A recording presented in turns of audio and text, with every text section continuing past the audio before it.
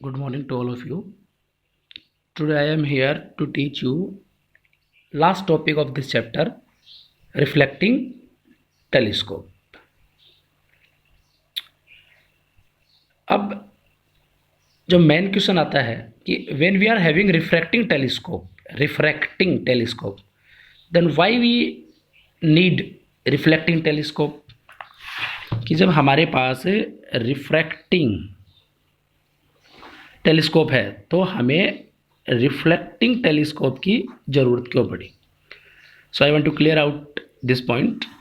देखिए कि जब हमने डिस्कस किया था रिफ्रैक्टिंग टेलीस्कोप के बारे में, तो मैं आपको वो डायग्राम जो है एक बार उस डायग्राम को दोबारा दिखाता हूँ कि रिफ्रैक्टिंग टेलीस्कोप में क्या था।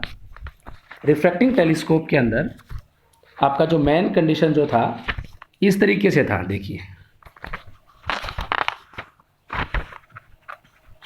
अब डायग्राम को देखिए, ये आपका रिफ्रैक्टिंग टेलीस्कोप था कि इसके अंदर जो फर्स्ट ऑब्जेक्ट लेंस आपने काम में लिया है उसकी साइज़ बड़ी है आई लेंस की कंपैरिजन में। ये आपको मैंने बताया था क्यों बड़ी है टेलीस्कोप में, क्योंकि काफ़ी डिस्टेंस से ये ऑब्जेक्ट को या लाइट रे को कैच करता है।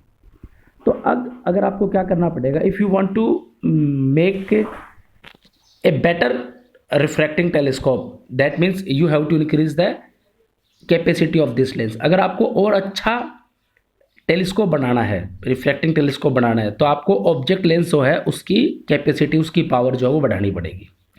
अब उसकी पावर बढ़ाने के पीछे का मतलब क्या है, क्या बात है कि पावर बढ़ाने का मतलब है आपको इसकी साइज़ बढ़ानी पड़ेगी। ड्यू टू मोर साइज या due to large focal length of object lens there will be two defects in the lens. What those are, one is called spherical aberration and another one is called chromatic aberration। अब देखिए chromatic aberration क्या है कि जैसे ही lens पे light गिरती है, white light, तो वो अलग अलग 7 रंगों में विभक्त हो जाती है, spread out into different 7 colours. तो ये डिफरेंट 7 कलर्स जो है ये अपनी प्रॉपर इमेज एक जगह नहीं बना पाते ढंग से, एक जगह सेंट्रलाइज्ड नहीं हो पाते due to refractive index of the lens के कारण। तो इसकी जो इमेज जो बनेगी वो एकदम क्लियर आपको यहाँ पे नहीं बनेगी, आप पे कह सकते हो कि धुंधली इमेज आपको यहाँ पे दिखेगी, तो वो कहलाता है क्रोमेटिक अब्रीवेशन। इसी तरीके से स्फेरिकल अब्रीवेशन क्या कहलाता है कि जैसे जैसे इसकी साइज़ बढ़ती जाएगी, जैसे जैसे इसकी साइज़ बढ़ती जाएगी कि इसकी जो इमेज है वो प्रॉपर शेप में नहीं बन पाएगी। तो ये जो दो आपके पास डिफेक्ट है कि जैसे जैसे क्या करना पड़ेगा आपको, अगर आप रिफ्रैक्टिंग टेलीस्कोप को बेटर क्वालिटी का बनाना चाहते हो तो आपको इस ऑब्जेक्ट लेंस की साइज़ बढ़ानी पड़ेगी। इस साइज़ बढ़ाने के कारण आपको दो जो प्रॉब्लम्स है वो जनरेट होगी, स्फेरिकल अब्रीवेशन एंड क्रोमेटिक अब्रेशन। ये दोनों आपके सामने नई लॉसेस बोल सकते हैं, प्रॉब्लम्स बोल सकते हैं, ये दोनों जनरेट होगी जिसके कारण उस ऑब्जेक्ट की प्रॉपर क्लियर इमेज नहीं बन पाएगी। और साथ ही साइज़ बढ़ाने के साथ साथ आपको इस लेंस की साइज़ बढ़ाने के साथ साथ आपको जो रिफ्रैक्टिंग टेलीस्कोप है उसकी साइज़ भी इंक्रीज़ करनी पड़ेगी, जिसके लिए क्या करना पड़ेगा, इस लेंस को उसमें एडजस्ट करने के लिए आपको heavy support, you need heavy support, आपको हैवी सपोर्ट देना पड़ेगा ताकि ये लेंस आसानी से उसके लिए स्थिर रह सके। लेकिन ये सारी चीज़ें, ये सारी जो कंडीशंस हैं, ये सारी कंडीशंस करना काफ़ी डिफ़िकल्टी का काम है। तो इस चीज़ को अवॉइड करके और इस चीज़ को ओवरकम करके इसका सॉल्यूशन निकालने के लिए क्या किया गया, एक नया टेलीस्कोप बनाया गया जिसका क्या नाम है, रिफ्लेक्टिंग टेलीस्कोप जिसको कहा गया। So in the reflecting telescope, first of all, there are two advantages of reflecting telescope. We use concave and convex mirror in the reflecting telescope. कि reflecting जो टेलीस्कोप है, reflecting टेलीस्कोप के अंदर हम convex और कॉनकेव मिरर को use करते हैं। तो कॉनकेव और कॉन्वेक्स मिरर के अंदर क्रोमेटिक और स्फेरिकल अब्रीवेशन नहीं होता, कि यहाँ रिफ्लेक्टिंग टेलीस्कोप के लिए हम क्या यूज़ करेंगे, मिरर्स का यूज़ करेंगे। उन दोनों मिरर्स के अंदर spherical abrasion and chromatic abrasion नहीं होता, ये दोनों ही डिफेक्ट उसके अंदर नहीं होते। सो ये एक इसका बेटर पार्ट है।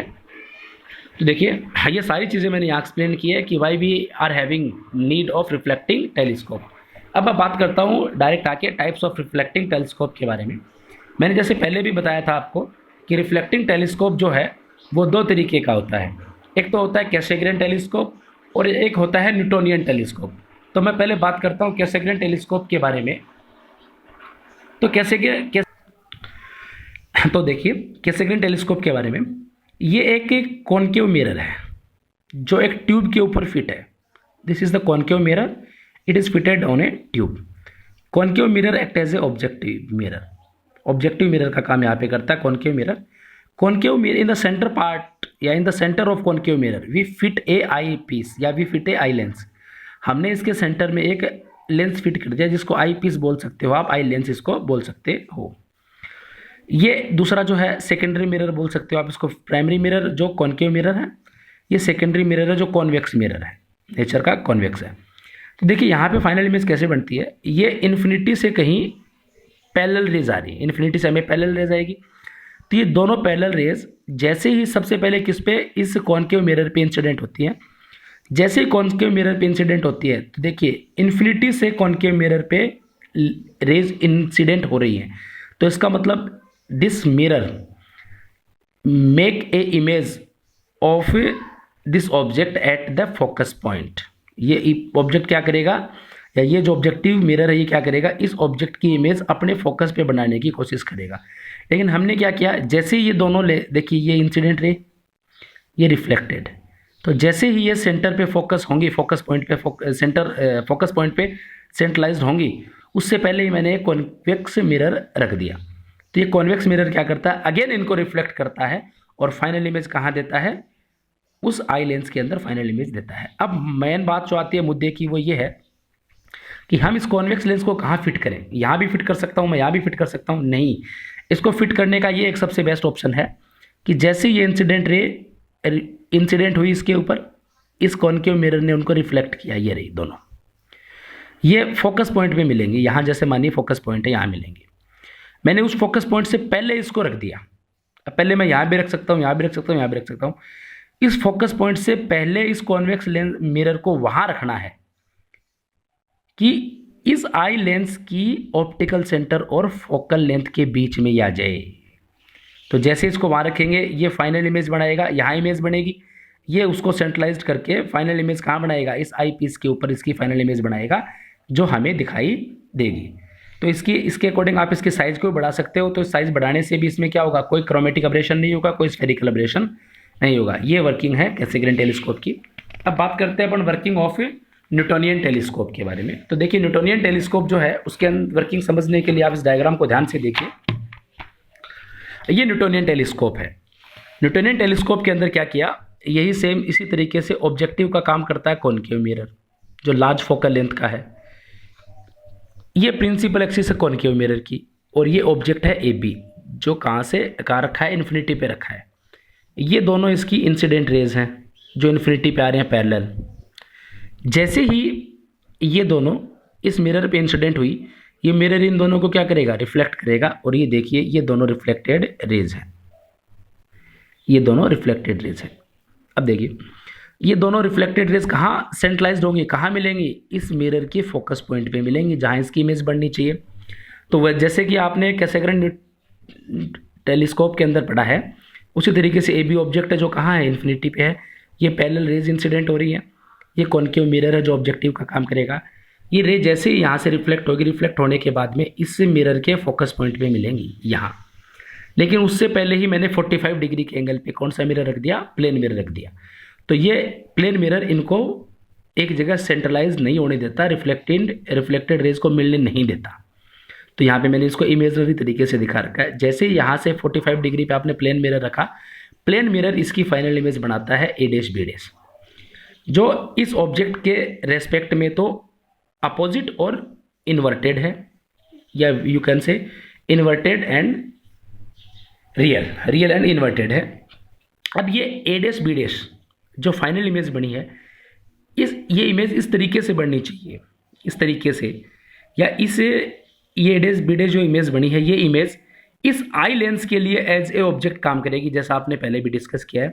तो आई लेंस को इस तरीके से वहाँ फिट करना पड़ेगा अपने को इस ट्यूब के अंदर कि इसका ऑप्टिकल सेंटर ओ और इसका फोकल लेंथ जैसे यहाँ मान लीजिए, तो ये ए डैश बी डैश इमेज इसके ऑप्टिकल सेंटर ओ और फोकल लेंथ के बीच में आ जाए। और ये एक ऑब्जेक्ट का काम करेगी। तो जैसे ही कॉन्वेक्स लेंस के अंदर ऑब्जेक्ट ओ और फोकल लेंथ के बीच में आ जाता है तो उसकी फाइनल इमेज उसी साइड बनती है जिस साइड ऑब्जेक्ट रखा जाता है। तो देखिए इस चीज़ को दोबारा ध्यान से सुनिए। इस प्लेन मिरर के द्वारा जो इमेज बनी है ए डैश बी डैश, वो इस तरीके से बननी चाहिए, या उसके लिए इस कॉन्वेक्स लेंस को इस तरीके से फिट करेंगे कि ये image A dash B dash इसके लिए ऑब्जेक्ट का काम करेगी और इसके ऑप्टिकल सेंटर ओ और इसकी फोकल लेंथ एफ ई के बीच में ये कहीं आए। जैसे मैं एफ ई को यहाँ लिख देता हूँ, इसके बीच में आए, तो इसकी फाइनल जो इमेज लार्ज इमेज है वो यहाँ इस तरीके से A double dash B double dash बनेगी, जो इस ए डैश बी डैश के रेस्पेक्ट में वर्चुअल और इरेक्ट होगी।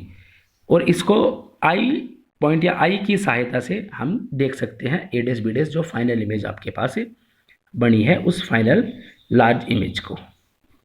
तो ये आपका लास्ट टॉपिक जो था रिफ्लेक्टिंग टेलीस्कोप, ये आपका चैप्टर कंप्लीट हो चुका है। अब हम मंडे से नए चैप्टर की शुरुआत करेंगे। तो आप इस चैप्टर को ध्यान से पढ़िए, आपके पास संडे का टाइम है।